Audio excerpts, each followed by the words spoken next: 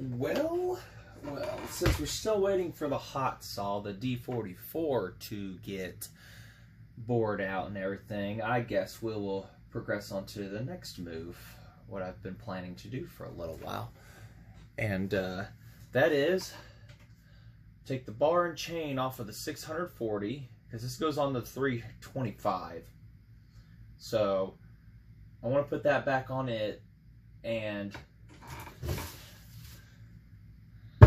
we'll give this bow bar a try off of a homelite. Pretty sure I can get that adapted, no problem. So, get started here.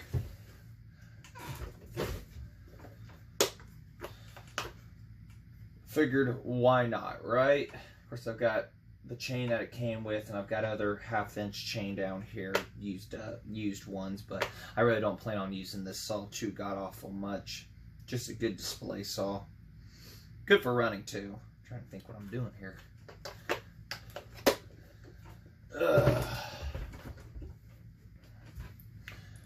Get this bar and chain off of the 640. I can't remember what size that is. Oh, got it. 9/16. Hopefully everything will match up here.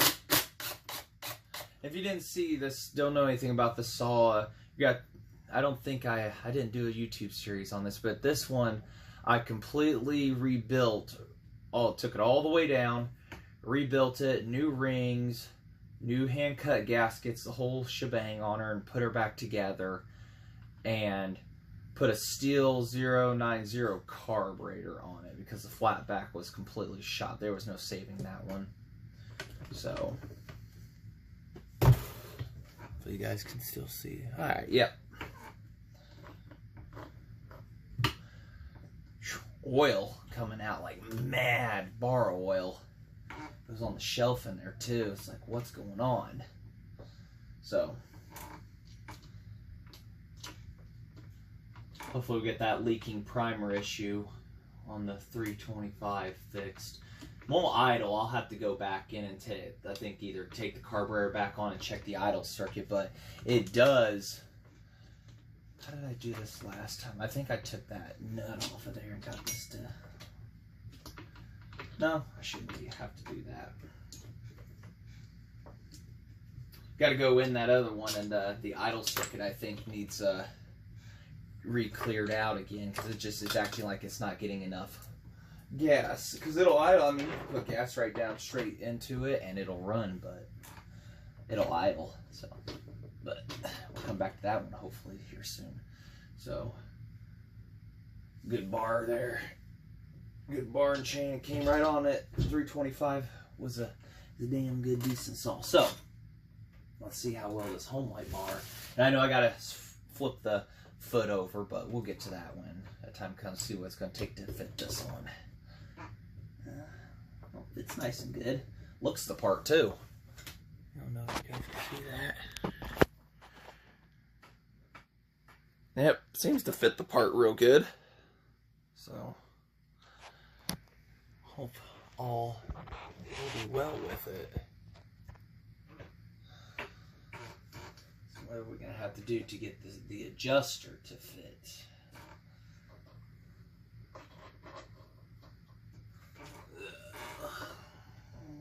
Look, I got my own light in my eyes. Isn't that amazing? Oh, the adjuster fits right on there. Would you look at that? It's almost like it's been on a Mac before, which I can't actually say yes or no on that.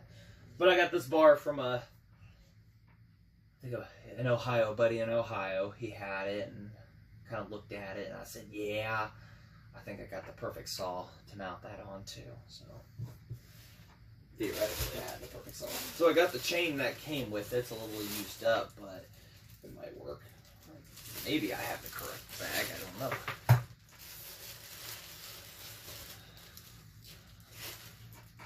I'm not sure.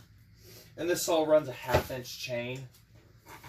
I left it like that. I didn't want to swap or change anything. Yeah, this is the correct bag. It's just which one of the chains was the one for the bow. Don't think that one's it. Because I also had a hard nose bar that was I bought from him too. Great. Maybe I'm like undoing chain knots. It's not bad, it just I'd rather watch grass grow.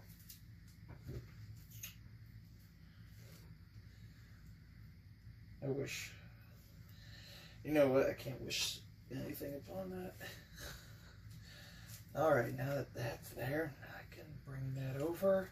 And there we go. Put it on the right way. So we may have to lengthen, or I've got other custom links in here. Might be too much, and I'll have to take a couple out.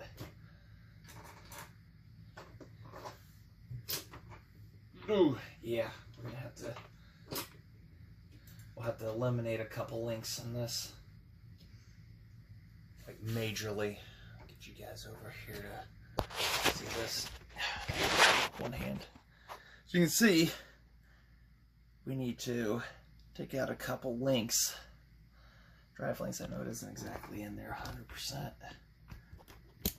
So, we're going to take out a couple drive links here and see if we can find any of the master one and go from there. So, I'll get all that set up here. Alright, I determined I needed to take out, found a Carlton chain, and I'd take out that much. But Carlton is a very weird chain, so I have to bore the holes out on it in order for my link strap to fit in there. So we're testing out these carbide bits, see how well they work. So I'll keep you tuned in on that and avoid the noise. Alright, we got her wallowed out here thanks to some carbide bits in there, constantly checking, and we're good to go. This is Carlton chain and it's some weird stuff. The links and everything for them are wider by nature, I guess.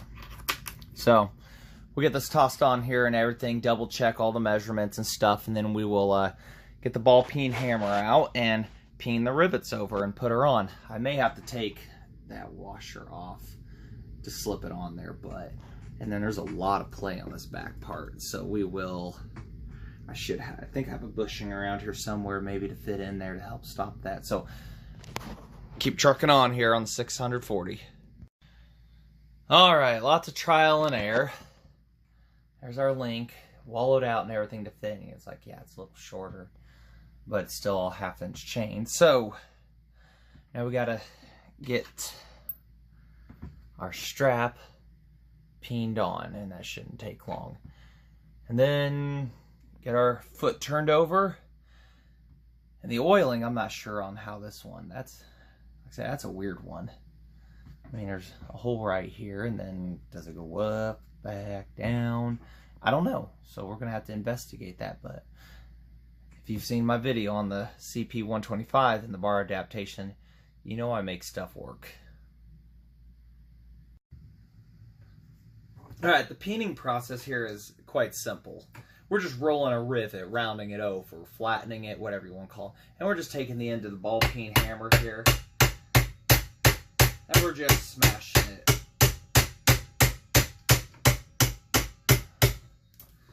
After we get that far, which I did the other one already, once we get that far, then we're just going to continue to hit them down and roll them over until,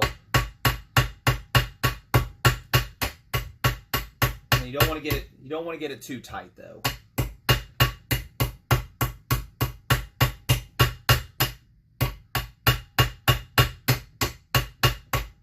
And do watch your thumb.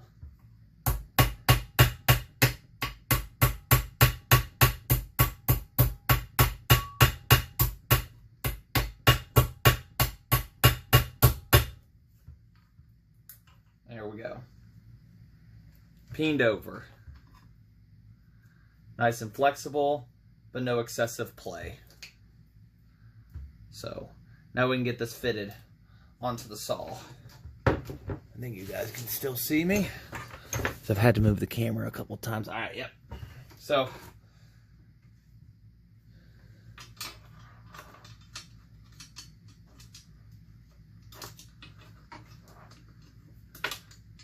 seems kind of crude, you know, ball peen, hammer, Dremel tool, whatever. It works. Guess one day I might invest into a nice setup. Get that fitted on there and everything and bolt it on and figure out the oiling. Alright, here's the little issue I was talking about. See all that play?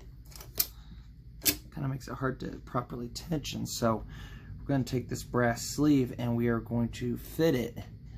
Have to grind it down a little to fit it inside of there, so that helps take out that play. So we'll get that done here. Alright, ground off a little bit on the top and the bottom of the bushing, and that took up quite a bit of the slack. So now we need to, we'll cut it to the size we need, put her in there, and then we'll get the next one up front. It ain't going to take much really for it to stay shimmed up properly, because up is what we're going for. So, well, would you know it, that old Carlton tie strap had to grind off, fits in that gap perfectly. I know it kind of seems like, oh, you're rigging it together, but if it fits, it sits, right? Why over-engineer something? So I think we're pretty good here. Like I say, I still got to figure out how this thing oils. Like through the hole and then La La Land. Well, after raising that bar, the adjuster wouldn't fit in there, so with the help of the carbide bit, wallowed that out.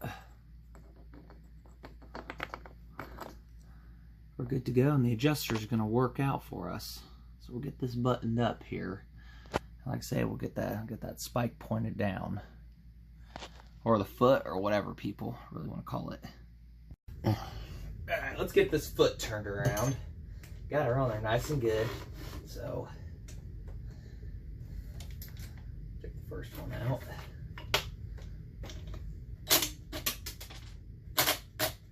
There's always that one that says I'm going to jump for freedom.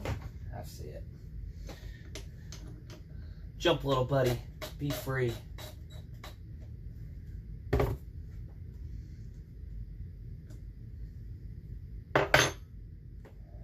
well, you don't have a washer. Look at that. We'll get that at some point. Now, let's see here. I'm thinking. There we go. 1/2 foot, and the other half. Without that, you severely risk this coming up and whacking you, because with a bow bar you are cutting in pretty much nothing but kickback zone, which is why they quit making these, because so many people were getting injured using them improperly. We've got that group of people that want to ruin it for the rest of us, right?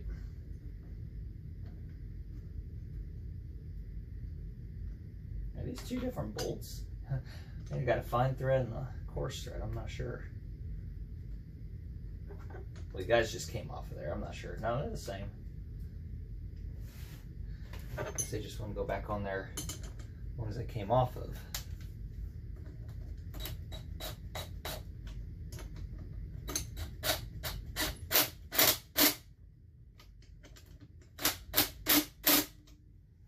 There we have it. Tools and everything put to the side. What a mess. There we go.